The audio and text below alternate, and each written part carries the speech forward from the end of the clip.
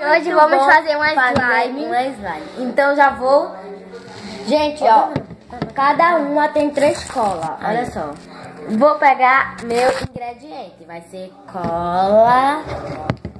Gente, cada uma tem uma cola. Gente, ó, eu tenho um corante vermelho e glitter aqui, ó, branquinho. Então, tem hidratante também, tá bom, gente? Então, vamos lá, galera. Ó, gente, ela tá ali, ó, botando a colinha dela. Ó, Giovana, saindo bola. Saiu umas bolas. Isso daí é tudo um, aí. Gente, deixa eu tirar daqui, ó. Ui, papai. Cuidado.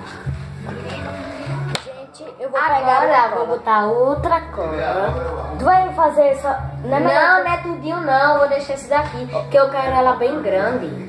Se eu fosse tu, eu fazia uma dessas só. Gente, cada um tem sua cola. Vou botar mais outra. Tu vai fazer só uma vermelha, é? Não, colorida, eu vou botar cada uma. Ô menina, era pra tu deixar só uma cola. Olha, mano. Gente, eu vou botar essa cola aqui, ó.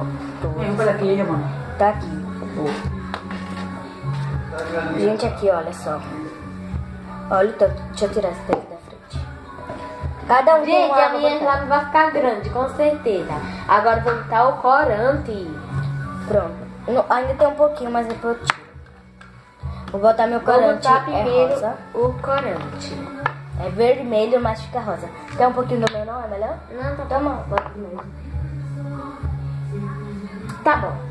Gente, Agora eu vou botar do meu misturar. aqui, ó. Ai, como tá bonito. Algumas gotinhas. Ai, como tá bonito, Giovana. Gente, deixa eu mostrar aqui o meu. Giovana, ficou um rosa, olha. Olha o meu, gente. Olha.